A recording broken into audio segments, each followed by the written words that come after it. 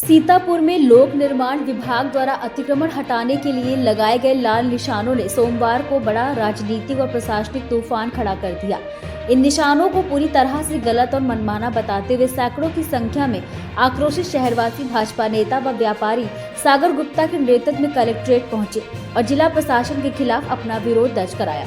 लालबाग चौराहे से काशीराम कॉलोनी और हरदोई चुंगी से नवीन चौक तक दोनों तरफ अतिक्रमण हटाने के लिए निशान लगाए गए हैं, लेकिन लोगों का कहना है कि ये निशान पुराने कब्जों को नजरअंदाज करते हुए केवल कुछ लोगों को निशाना बना रहे हैं। सबसे चौंकाने वाली बात ये रही कि जब प्रदर्शनकारी अपनी शिकायत लेकर जिलाधिकारी के पास पहुंचे तो ज्ञात हुआ कि डीएम की जानकारी में ही नहीं था कि लोक निर्माण विभाग ने इस तरह के गलत निशान लगाए हैं। भाजपा नेता सागर गुप्ता के नेतृत्व में कलेक्ट्रेट पहुंचे शहरवासियों ने अपनी बात मजबूती से रखी। करीब 1 घंटे तक ये वार्ता चली, जिसमें नागरिकों ने स्पष्ट किया कि वे विकास के खिलाफ नहीं हैं, लेकिन गलत ढंग से की जा रही कार्रवाई को स्वीकार नहीं करते। मालूम हो कि इस मामले को लेकर शहरवासी रविवार को ही नगर विकास मंत्री राकेश राठौर गुरु से मिले थे, जिन्होंने उन्हें किसी का नुकसान न होने देने का पूर्ण आश्वासन भी दिया था।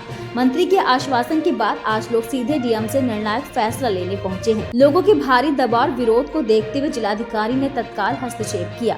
उन्होंने प्रदर्शनकारियों को आश्वस्त करते हुए कहा कि किसी भी व्यक्ति का कारण नुकसान नहीं होने दिया जाएगा। नियमानुसार पूरी तरह से जाँच और पैमाइश के बाद ही अतिक्रमण हटाया जाएगा। उन्होंने बताया कि स्थिति की गंभीरता को देखते हुए आज शाम को लोक निर्माण विभाग के अधिकारियों की बैठक बुलाई गई है, जिसमें इन निशानों की वैधता और अतिक्रमण हटाने की प्रक्रिया पर गहन जानकारी ली जाएगी। डीएम ने प्रदर्शनकारियों को 2 दिनों के बाद फिर से आने को कहा है, जब अधिकारियों के साथ बैठक के बाद कोई अंतिम और पारदर्शी निर्णय लिया जा सकेगा। अब सभी की निगाहें डीएम और लोक निर्माण विभाग की बैठक पर टिकी है कि क्या प्रशासन जनता के गुस्से के सामने झुककर अपने निशानों में बदलाव करता है या फिर नियमानुसार कार्रवाई आगे बढ़ाता है। में कलेक्ट्रेट में आए हुए हैं, आप लोगों के आने का मुख्य उद्देश्य क्या है? जो पीडब्ल्यूडी विभाग द्वारा सभी के घरों पे, दुकानों पे, जीआईसी चौराहे से काशीराम कॉलोनी तक की लाल निशान लगाए हैं, उसी समस्या को लेकर हम सभी व्यापारी गण, भवन मालिक और सभी लोग इकट्ठा होकर आज डीएम साहब के पास अपनी समस्याओं को लेकर आए थे और हम लोगों ने ज्ञापन भी सौंपा है और डीएम साहब ने भी आश्वासन दिया है कि सभी की समस्या सुनी और कहा कुछ भी किसी के साथ अनित नहीं होगा, उचित कार्रवाई होगी। जो शहर में अतिक्रमण को हटाए जाने को लेकर लाल निशान लगाए गए हैं, वो कहाँ तक सही है या कहाँ तक गलत है? डीएम साहब के आदेशानुसार 5 चौराहे चिन्हित किए गए। जो निशान लगाए वो पीडब्ल्यूडी विभाग द्वारा लगाए गए।